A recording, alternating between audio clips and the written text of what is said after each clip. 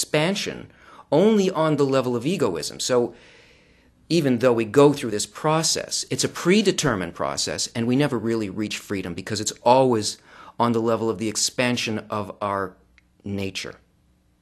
And the place of freedom and the point of freedom apparently is not there. You know, it may be that this point of freedom is not vast as we think it is, that it's really one tiny determining factor, something very small in the scope of our experience. But it may be something small, but it's something extremely powerful and really all that's necessary. In Kabbala, there is a law that goes, there is no coercion in spirituality. It's not possible to reach spirituality without freedom. In other words, a Kabbalist is not going to tell you, you must do this and you must not do that. The entire road to spirituality must be made of freedom. That is, you must feel free in it. The path itself must be free, and the goal itself has got to be freedom. And that's because you will only do what you consider to be good for you. That's the way that the system is built, and that's how we develop. That is, you'll only choose according to your desires. But the question is, where do your desires come from? Which ones are your desires? We are installed into this life. You find yourself in a family, you didn't choose the family. And yet there's all kinds of influences on you. Everything that you are, your character, is shaped by the values of your mother and your father, your community, your school, your set of friends, and everything that develops in you in terms of your personality, what you value, what you dream, what you suppose the limitations of things are. They're all defined for you by that situation. And you may, as a teenager, rebel. But that's not freedom either, because it's always only in opposition to those things that are presented before you, because you're not creating those things. You're merely responding to this set of choices. In other words, if you're going to have a dream about what your life is going to be, it's going to be one of a number set before you. It's like choosing items on a menu.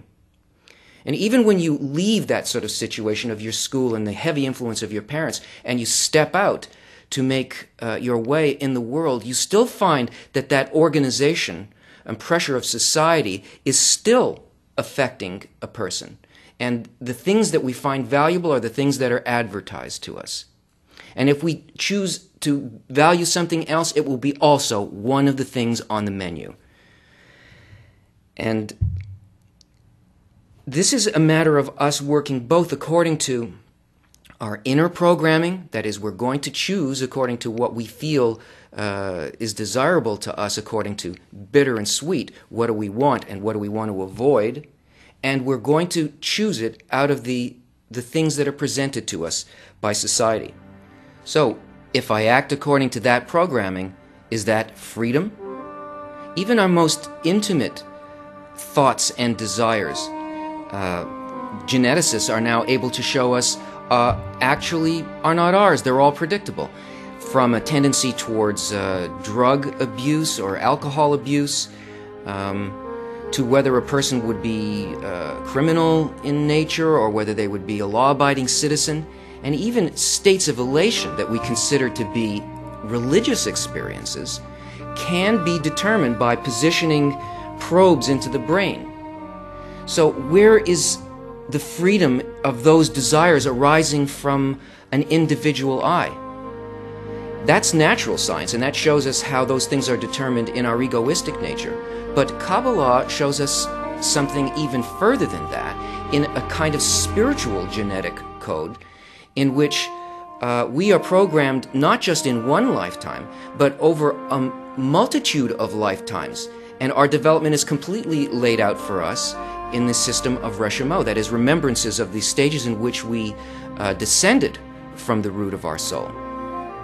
So if all we are just robots fulfilling either our egoistic programming or our spiritual development, where is freedom in this system? The I of the person, the point of freedom, does exist, but not in everything. We are completely subject to the forces that develop us internally and externally.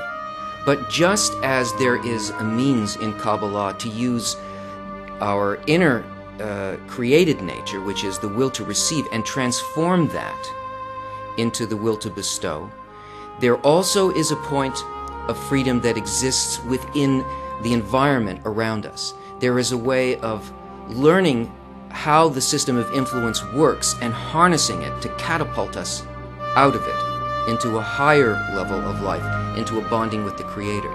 And that element is the root of our soul. The root of our soul is the desire to climb outward towards freedom. And it's not influenced by any of the things of our egoistic nature, including all of the environment, internal and external.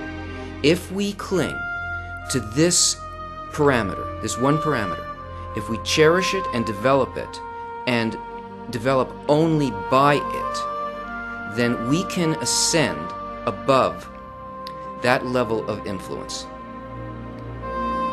And the Kabbalists give us a means of doing that. Next time, we will continue our investigation of freedom by looking at an article called The Freedom by Bala Salam.